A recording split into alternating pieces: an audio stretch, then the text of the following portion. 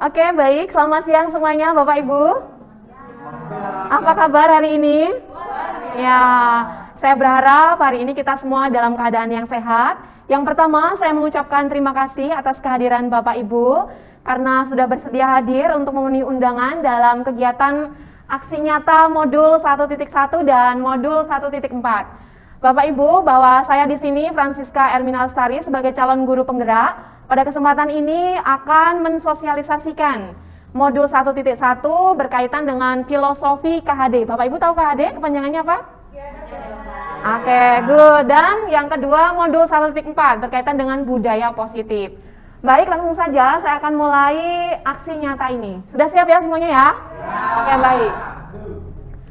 Yang pertama, bahwa tujuan kegiatan kali ini tadi sudah saya sampaikan, selain sebagai pemenuhan tugas kaitannya dengan saya sebagai calon guru penggerak, juga sekaligus berbagi pengalaman dan pembelajaran tentang filosofi KHD dan budaya positif di sekolah.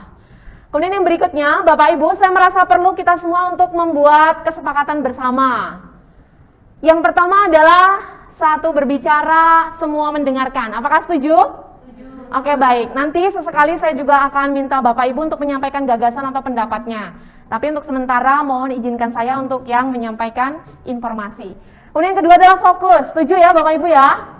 Oke, kita semua akan fokus dengan materi yang akan saya informasikan. Kemudian yang terakhir adalah saling menghargai. Setuju ya semuanya ya? Oke, yang berikutnya. Nah, ini dia. Modul 1.1 yang akan saya informasikan itu berkaitan dengan dasar-dasar pendidikan KHD. Bapak Ibu dalam CGP, calon guru penggerak Ki Hajar Dewantara itu sering disingkat KHD, supaya tidak kepanjangan ngomongnya KHD begitu ya. Yang pertama, tadi kita akan mengulas saja ya Bapak Ibu, karena tadi sudah kita informasikan secara mendetail. Kita akan mengulas saja. Yang pertama, bahwa dasar pendidikan KHD itu menuntun. Masih ingat ya tentang teori tadi ya? Kemudian yang berikutnya, bahwa dalam kata menuntun pendidikan KHD itu ada 3 istilah yang muncul, yaitu kita baca bersama, ing ngarso sung tulodo, ing madya mangunkarso, dan tutwuri handayani. Oke, baik. Yang berikutnya, dasar-dasar pendidikan KHD. Tadi sudah kita simak bersama-sama ya, bahwa dasar pendidikan KHD itu adalah menuntun anak sesuai dengan kodratnya, menuju suasana belajar atau menuju sesuatu hal yang memerdekakan, yang merdeka ala mereka. Tadi sudah kita simak. Kemudian berikutnya adalah dasar pemikiran yang kedua, bahwa selain menuntun anak sesuai dengan kodratnya, dasar pendidikan yang kedua adalah bermain. Jadi, mengingatkan kembali bahwa harapannya dengan memberikan permainan tertentu itu dapat menarik minat anak untuk belajar. Sehingga mereka termotivasi kemudian dapat memahami lebih mudah materi yang disampaikan. Ada banyak permainan yang sebenarnya itu secara implisit merupakan bagian dari pembelajaran. Ini yang saya contohkan adalah permainan anak SD. Untuk kita levelnya SMA nanti bisa menyesuaikan. Masih ingat ya yang tadi ya? Yang berikutnya adalah pendidikan yang berpihak pada anak. Ini juga sudah kita bahas tadi. Yang terakhir kita tadi bicara tentang pendidikan KHD kaitannya dengan bahwa pendidikan itu bukanlah tabula rasa. Lalu yang berikutnya, Bapak Ibu, bahwa dasar pendidikan KHD selain tadi yang sudah kita bahas, bahwa ada istilah budi pekerti. Nah, apa itu budi pekerti?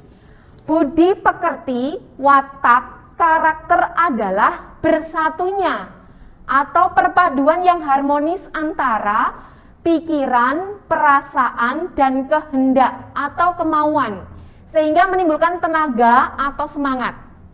Jadi pikiran, rasa, kehendak, kemauan jadi satu, sehingga menimbulkan tenaga atau semangat. Nah, apa saja kegiatan atau contoh pembelajaran yang menyatukan antara pikiran, perasaan, kehendak, dan kemauan sehingga menimbulkan tenaga atau semangat? Di sini dalam slide saya dicontohkan, misalnya permainan gamelan atau menenun. Nah, Bapak Ibu mungkin di sini pernah main gamelan? Main gamelan itu kan alat musiknya banyak ya. dan itu mengandalkan rasa. Kalau saya mukulnya terlalu keras, oh ini harus saya kurangi. Kalau saya gongnya mukulnya terlambat, oh nanti harus tepat. Nah itu menyatukan segalanya, sehingga nanti menghasilkan tenaga atau semangat yang nantinya akan menciptakan sebuah lagu atau alunan melodi ya Bu Susi ya kalau dalam musik itu, sehingga dapat dinikmati secara keseluruhan. Pada prinsipnya bahwa penyatuan antara pikiran, rasa, kehendak, dan kemauan itu juga penting supaya kita pada akhirnya juga dapat mengimplementasikan diri, sehingga apa yang kita sampaikan pada siswa juga menyentuh mereka sampai ke lubuk hati yang terdalam. Yang berikutnya, dasar pendidikan KHD. Yang berikutnya adalah petani atau tukang kebun kehidupan. Kalau tukang kebun, Bapak Ibu udah biasa lah ya, tukang kebun itu dari nol, mulai dari menyiapkan lahan, menyiapkan benih, lalu menanam, menyemai itu menanam ya, kemudian memanen. Nah, seperti ini. Seorang petani pada hakikatnya sama kewajibannya dengan seorang pendidik. Yang menanam jagung misalnya hanya dapat menuntun tumbuhnya jagung.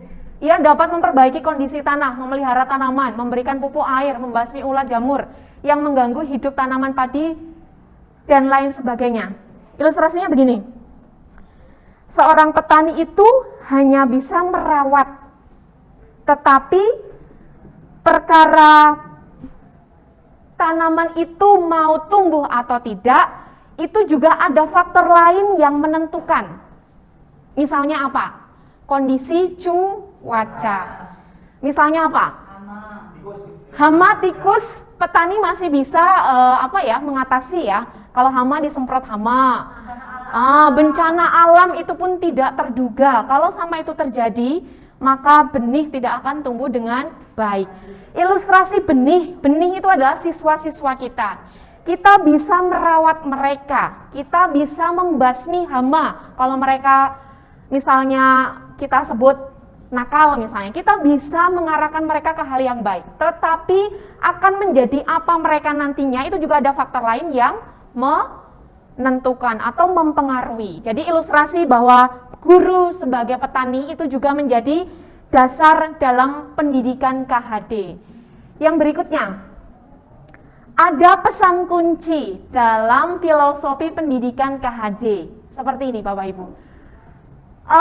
Tadi dikatakan bahwa maksud pendidikan itu adalah menuntun segala kekuatan kodrat yang ada pada anak-anak agar mereka dapat mencapai keselamatan. Bapak Ibu, ini bahasanya tingkat tinggi ya. Bayangkan, mencapai keselamatan dan kebahagiaan yang setinggi-tingginya. Bisa dibayangkan bahagia yang setinggi-tingginya kira-kira seperti apa? Sejahtera mungkin ya. Semua tercukupi, baik uang saku ya, material maupun imaterial. Sebagai manusia maupun anggota masyarakat. Bahkan ini cakupannya membawa mereka, mengantar mereka, juga mengarahkan mereka bukan hanya sebagai warga sekolah, tetapi juga warga masyarakat. Karena walau bagaimanapun, dimanapun mereka berada, selama menjadi peserta didik, nama sekolah juga akan tetap dibawa. Seperti itu. Di sini ada kata yang diberi diberi warna merah dan dicetak besar. Menuntun kekuatan kodrat, selamat, bahagia manusia. Wah, ini menjadi penekanan tersendiri. Bagaimana tugas guru pendidik itu ternyata tidak main-main. Nah, menuntun, kolaborasi, kritis, reflektif, komunikasi, kreatif, inovatif, selamat dan bahagia, well-being. Pak Bayu, well-being itu bisa dicontohkan Pak Bayu? Kebahagiaan murid, well-being itu kebahagiaan murid. Well-being itu bahasa Inggrisnya apa ya? Well-being? Well-being. Well-being itu murid itu merasa bahagia mengikuti pembelajaran gitu. Kurang lebih seperti itu. Oh ya, baik, terima kasih. Kita saling belajar ya Bapak Ibu ya. Kemudian yang berikutnya, refleksi filosofis KHD katanya dengan pesan kunci yang berikutnya ini. Di sini ada masa lampau, pendidikan yang menuntun, berarti masa lalu menjadi pengalaman. Masa kini, pendidikan gotong royong, kolaboratif, reflektif, kritis. Berarti yang dilakukan saat ini baiknya guru dengan para murid itu juga ada kolaborasinya, kemudian saling melakukan refleksi, baik guru maupun murid, kemudian kritis dalam arti yang positif. Kemudian masa depan, harapannya murid menjadi murid yang humanis, penuh kasih sayang, hati yang bersih, jujur, dan selamat, serta bahagia. Selamat dan bahagia ya Pak Bayu ya, tadi benar. Student well-being. Yang berikutnya, masih pesan kunci, bahwa guru dan murid berkolaborasi untuk menginisiasi atau menciptakan kedalaman, rasa takjub dan kasmaran spiritual. Bapak Ibu bisa sedikit apa ya, mungkin terhenyak, saya juga terhenyak tadi ketika sempat menuliskan ini. Kasmaran, takjub, kemudian rasa yang mendalam kaitannya dengan spiritual. Berarti membawa, mengarahkan anak kepada apa? Kepada situasi spiritual yang semakin baik. Mungkin dari keluarga sudah baik, tetapi dengan adanya pendidikan di sekolah harapannya semakin baik. Bahkan ada kata kasmaran, berarti sungguh mencintai, cinta yang dalam, intelektual dan sosial untuk mencapai keselamatan dan kebahagiaan sebagai manusia. Ini tadi sudah disampaikan. Kemudian siswa dan guru merdeka belajar yang berkolaborasi bersama menggali dan mengembangkan potensi siswa dan mengakomodasi karakteristik masing-masing untuk mewujudkan student well-being. Nah, kata well-being dalam bahasa KHD selamat dan bahagia. Benar tadi yang disampaikan Pak Bayu. Kita diminta dalam proses pembelajaran setiap hari mengarahkan anak kepada keselamatan dan kebahagiaan sebagai manusia, baik di lingkungan sekolah maupun di masyarakat. Tidak mudah, tapi tetap semangat ya. Baik Bapak Ibu, kita akan melanjutkan materi kita. Sekarang kita masuk ke modul 1.4. Masih ingat ya, modul 1.4 tentang apa? Budaya positif. Ada beberapa poin-poin yang akan saya informasikan kaitannya dengan budaya positif. Yang pertama, perubahan paradigma belajar. Yang kedua, disiplin positif, motivasi perilaku manusia, keyakinan kelas, kebutuhan dasar manusia, posisi kontrol, dan segitiga restitusi. Sebelumnya Bapak Ibu, apakah di antara poin-poin ini ada yang Bapak Ibu tahu? Atau sudah dipahami? Harapannya belum, biar saya juga bisa mengeksplor pengetahuan saya ke Bapak Ibu ya. Oke, sekilas saja, karena tadi sebenarnya sudah kita bahas ya, ini hanya sekilas supaya mengingatkan kembali bahwa ada beberapa hal yang sebenarnya hanyalah sebuah ilusi jika guru mengontrol murid. Hanya sebuah ilusi jika guru mengatakan bahwa guru atau pendidik itu dapat mengkritik dan membuat orang merasa bersalah. Dikatakan kata depannya adalah ilusi, berarti itu hanya fiktif sebenarnya. Benar, fiktif juga ilusi bahwa kalau semua penguatan positif, efektif dan bermanfaat yang kita lakukan kepada anak-anak itu dapat merubah mereka dalam jangka waktu yang lama. Demikian juga dengan yang terakhir, sebuah ilusi jika orang dewasa seperti kita di sekolah ini kan lebih dewasa dari anak-anak, itu memiliki hak untuk memaksa. Karena pada dasarnya tidak ada sesuatu pun yang dapat dipaksakan. Ini kita hanya mengulas saja. Sekilas, tadi juga sudah kita bahas tentang stimulus respon dengan teori kontrol seperti apa. Ini kita next saja ya. Apa makna disiplin, kita next saja. Motivasi eksternal dan ada motivasi internal, mengingatkan kembali bahwa tujuan dari disiplin itu adalah anak memiliki motivasi internal, bukan eksternal, supaya bisa menjadi disiplin. Sudah kita bahas juga.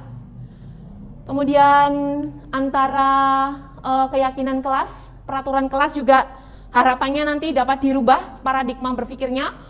Bukan lagi kita membuat peraturan kelas, tapi membuat keyakinan kelas. Itu sudah, ini tadi sudah kita bahas juga, perbedaan keyakinan, hukuman, dan penghargaan.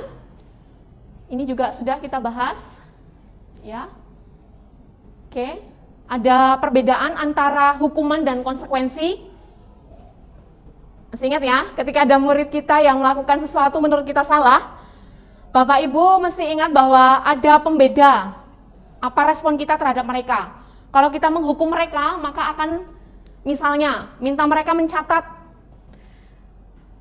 kita remedial, minta mereka mencatat sampai 3 kali. Itu masuk konsekuensi atau hukuman?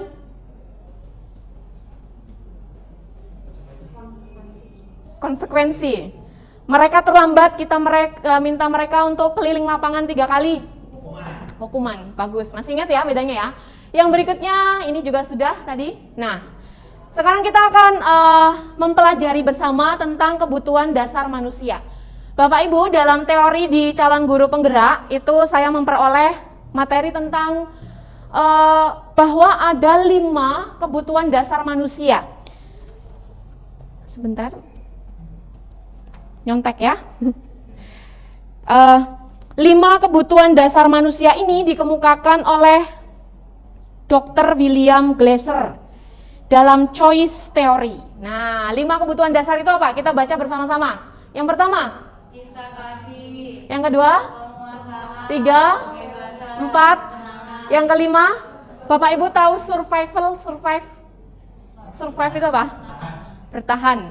Jadi ada kebutuhan dasar manusia di mana dia melakukannya karena untuk bertahan hidup. Nah, anak-anak kita di sekolah melakukan segala sesuatu itu pasti punya alasan. Baik menurut kita yang mereka lakukan adalah baik, atau menurut kita yang mereka lakukan adalah tidak atau kurang baik. Segala sesuatu pasti ada alasannya. Sekarang Bapak Ibu saya mohon untuk memperhatikan di depan. Kita akan mengamati satu persatu peristiwa demi peristiwa. Lalu kita akan mengklasifikasikan yang dilakukan dari peristiwa itu masuk dalam kategori kebutuhan yang mana.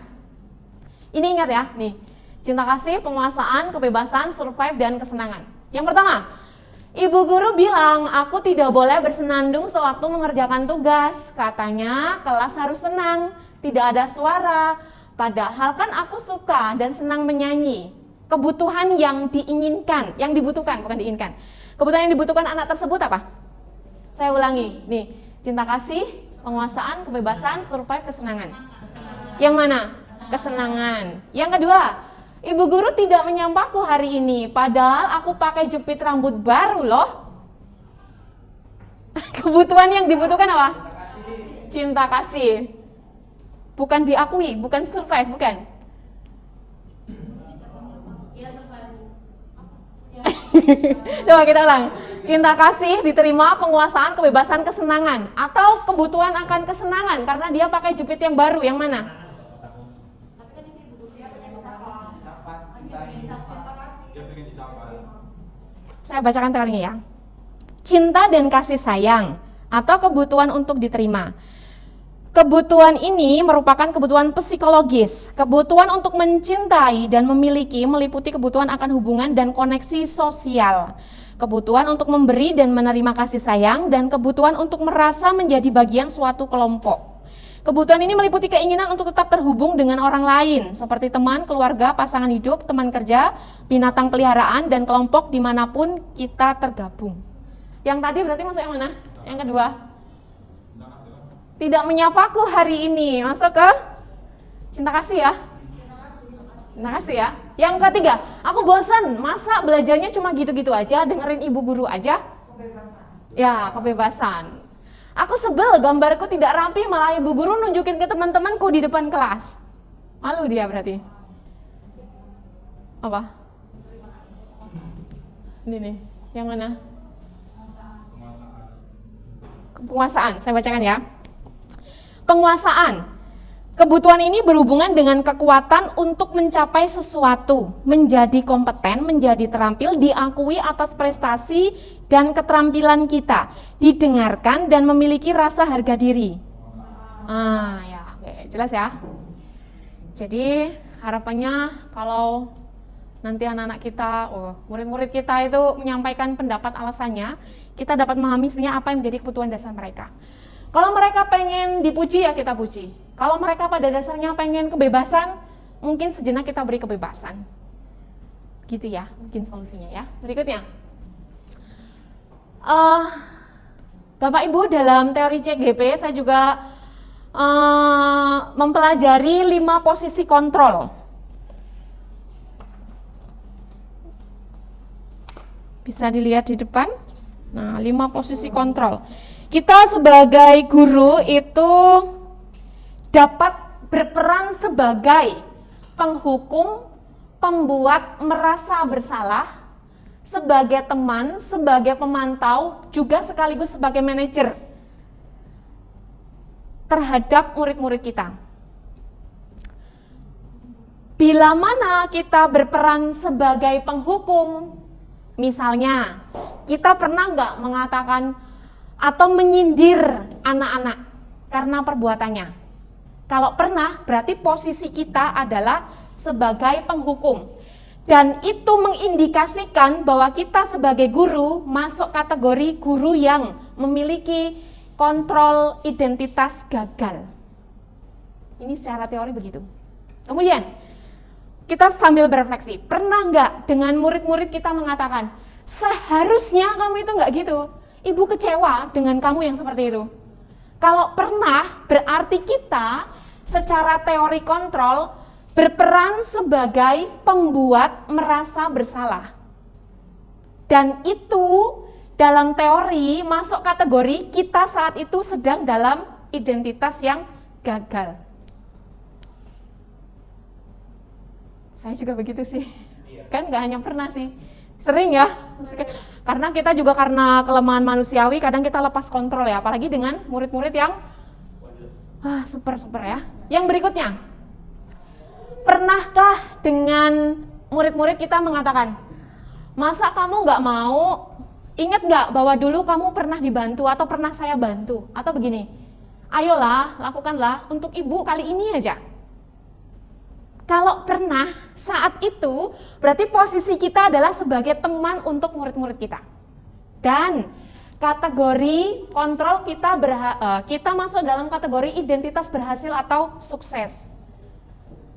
Kemudian yang berikutnya, pernah nggak kita mengatakan, kamu ingat nggak apa peraturannya? Atau peraturannya apa? Ketika anak atau murid membuat kesalahan. Peraturan kelas apa? Mengingatkan kembali tentang peraturan. Nah, saat itu posisi kita adalah sebagai pemantau. Dan posisi guru sebagai teman dan pemantau itu masuk dalam kategori identitas berhasil atau sukses. Dan level paling tinggi adalah ketika kita berposisi sebagai manajer. Ini ya, posisi sebagai manajer. Bagaimana indikator bahwa kita itu saat itu berperan sebagai manajer?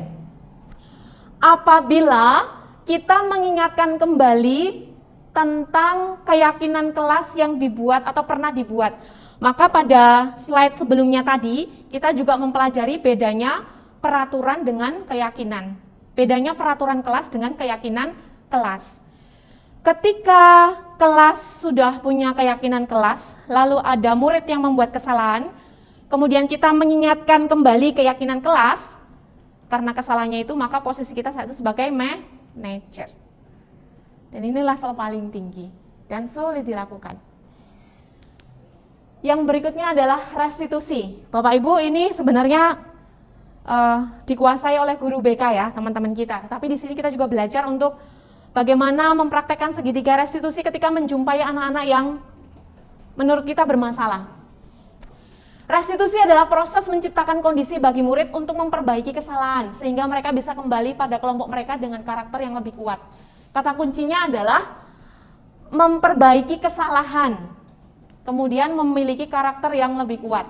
Ciri-cirinya, bukan untuk menebus kesalahan, tapi untuk belajar dari kesalahan. Jadi restitusi ini semacam pembinaan ketika anak itu berbuat salah, pembinaan.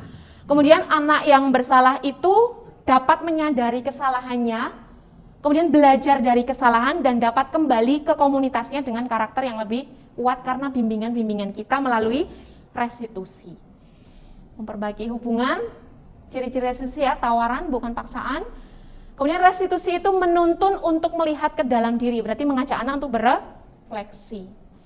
Kemudian mengajak anak untuk mencari kebutuhan dasar. Tadi kita sudah belajar tentang kebutuhan dasar. Ketika anak punya masalah, apa sih yang dibutuhkan? Butuh pengakuan, butuh kebebasan. Ketika kita bisa menemukan itu dalam proses restitusi, maka ya dapat dikatakan harapannya atau kita dapat mengarahkan mereka untuk dapat kembali ke komunitas dengan karakter yang lebih kuat. Yang berikutnya, Ini sudah ya tadi ya. Nah ini Bapak Ibu segitiga restitusi.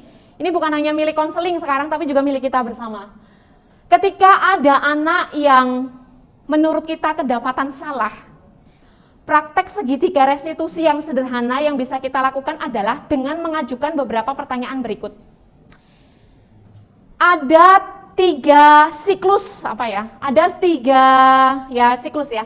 Ada 3 siklus yang bisa dipraktekkan dalam segitiga restitusi untuk membantu anak menyadari kesalahan dan belajar dari kesalahan. Yang pertama adalah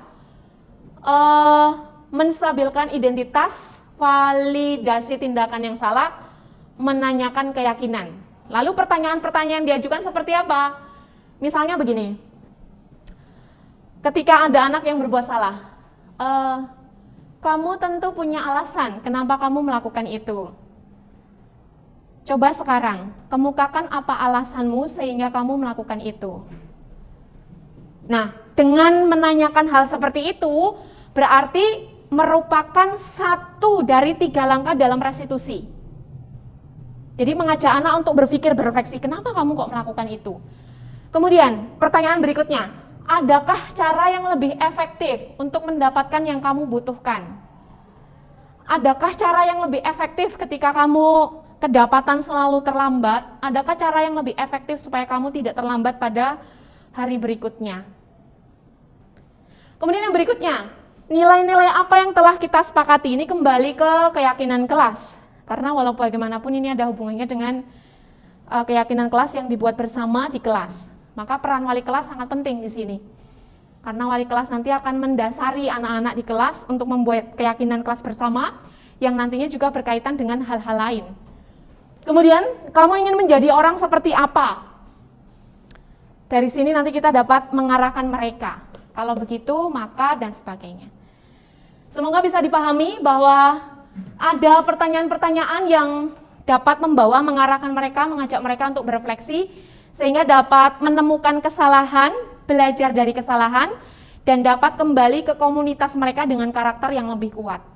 Sekali lagi, ini bukan hanya tugas BK, tapi kita dapat tahu sekarang, anak-anak kalau di konseling itu pertanyaannya apa saja sih, supaya membuat mereka tersadar, begitu. Nah ini, tadi sudah dijelaskan, menstabilkan identitas itu berarti, atau tujuannya adalah untuk membuat murid yang merasa gagal, untuk membuat murid yang merasa gagal karena berbuat salah. Coba Bapak Ibu, bantu saya.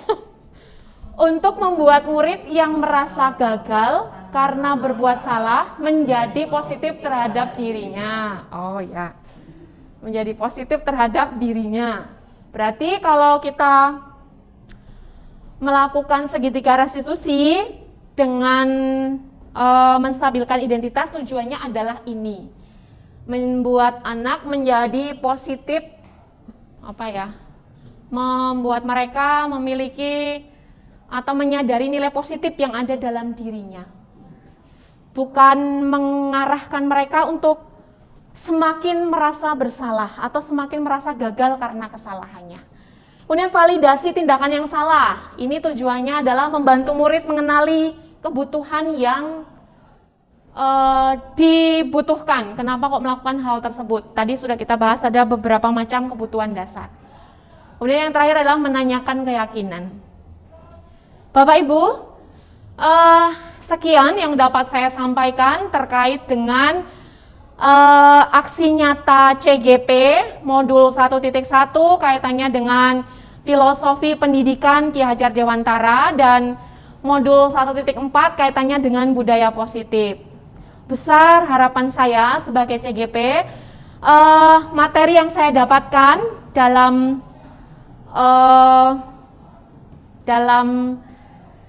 pendidikan program penggerak yang sedang saya tempuh bukan hanya menjadi milik saya, tetapi juga milik kita semua. Sekali lagi terima kasih untuk partisipasi Bapak Ibu dalam kegiatan ini. Sekian dan selamat siang.